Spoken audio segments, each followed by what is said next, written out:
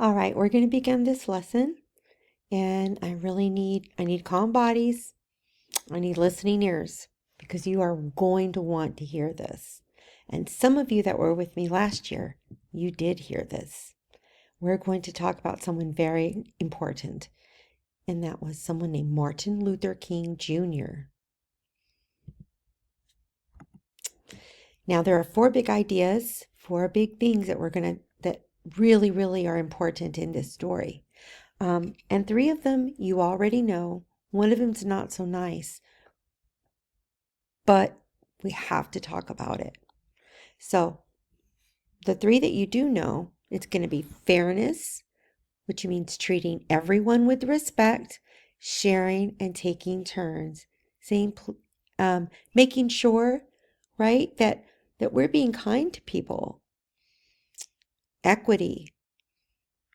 That's when we are making sure to have for people to have the same chance to do great things. Everyone gets a chance. And some people might need more stuff to make that chance happen. And inclusion, you know what that one is, right? Making sure all our friends are part of our group. That is right. Now, the one that's not so nice, it's called oppression. And can you guys say it's a big word? Oppression. How many syllables? Oppression. 3. Good job. And that means being treated unfairly by our government so that your life is super hard.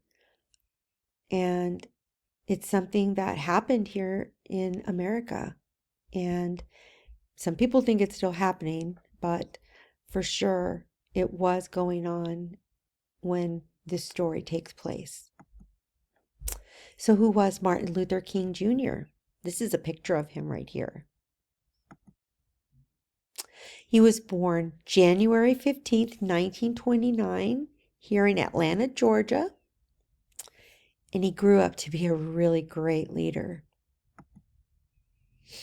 So there were problems, and he wanted to fix them. So, what problem did he want to fix?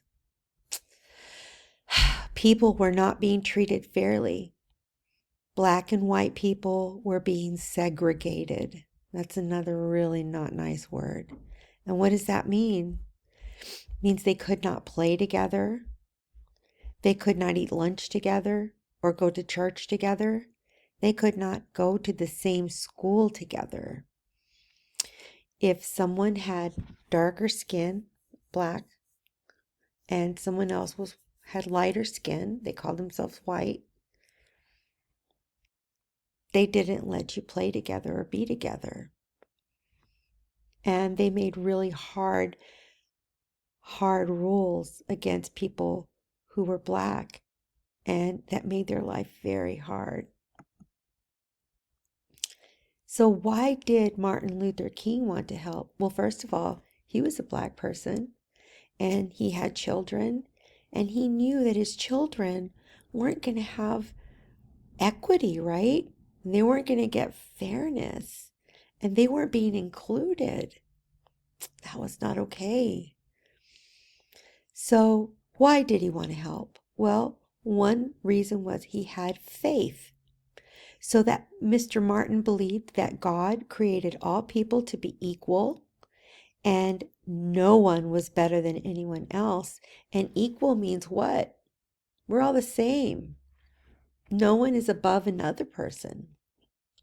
He believed in fairness, and that means that everyone on earth should be treated fairly and with respect. It didn't matter what color you were, or if you were a boy or a girl, or what kind of religion you had. Everyone should be treated fairly. And he believed in freedom. He believed that America is the land of freedom, and freedom belongs to everyone, no matter what their skin color is. So what did he do to help? Well, he did a lot. He did a lot. One thing he did was he led marches. He got groups of good people together to walk down cities, streets in towns. Like, can you imagine if about 500 people walked down Days of Allah Road in front of our school? And he did that so that it would make people talk and think about what was happening, bring it to their attention. He protested. He would take groups of people to the courthouse where laws were being made and make noise and hold up signs so the people inside that were making these horrible laws could hear them. They'd have to listen. And one of my favorite things that he did was called boycott. He boycotted. What does that mean? Well, he asked people who wanted things to change, people like you and me. He said, stop shopping at stores that aren't treating you fairly. Don't go to restaurants that are making you sit apart from white people. And don't buy things from those people. And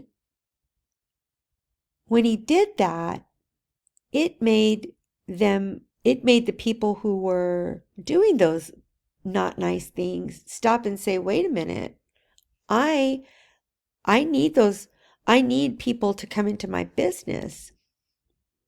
And they're not going to come into my business if I act like that. So maybe I should change. He also preached. Mr. Martin also preached. That meant he went to different churches so that he would make people aware of what was happening. Maybe they just thought, we just have to live like this. But he knew that they didn't have to live like that. And the biggest thing, and what he's most remembered for, is that he gave speeches. And he gave a historic, remember what historic means? Something big time that happened in the past, and it was so big that we still have to talk about it now. That was one of them. He gave the I Have a Dream speech in Washington, D.C. And we're just going to play a little bit of it because it's a long clip. Poverty. I have a dream that one day this nation will rise up and live out the true meaning of its creed. We hold these truths to Look be at all those people. self-evident, that all Wow. men are created equal.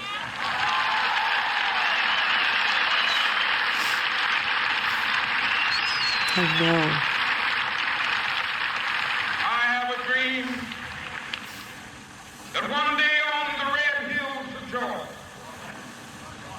sons of former slaves and the sons of former slave owners will they be able to sit down together at the table of brotherhood. I have a dream that one day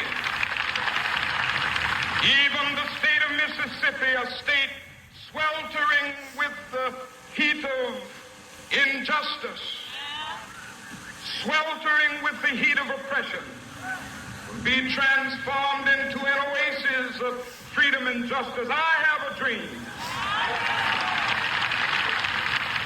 My four little children will one day live in a nation where they will not be judged by the color of their skin, but by the content of their character. I have a dream today.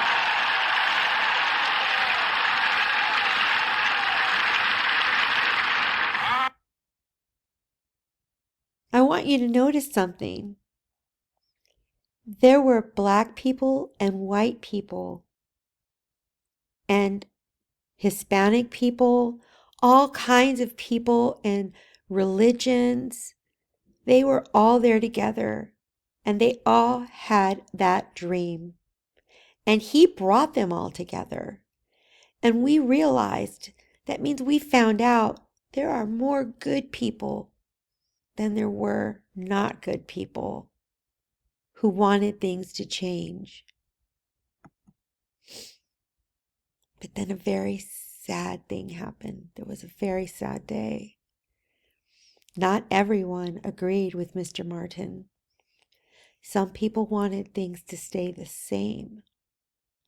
And on April 4th in 1968, those people hurt Mr. Martin and he died. People thought this was the end of his dream.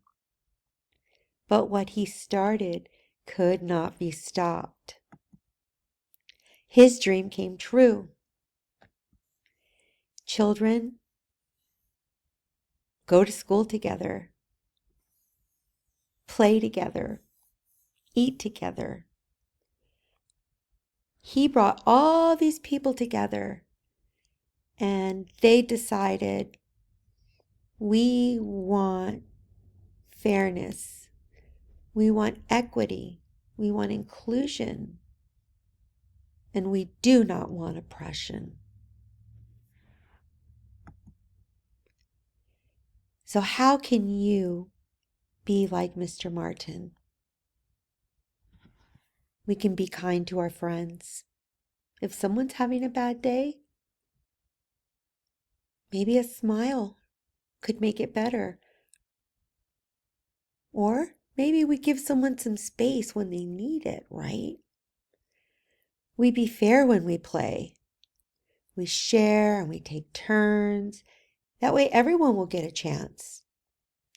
We include all our friends when we play, when we eat lunch, right? How some people, maybe they want to join you.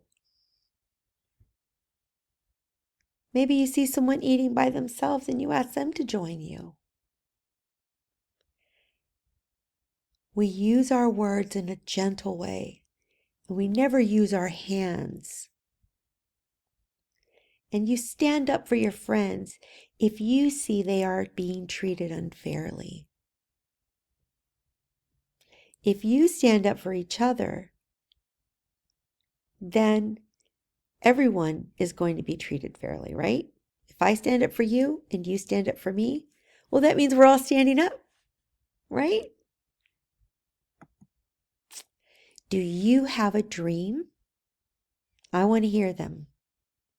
And we're going to start by using your markers on your whiteboards.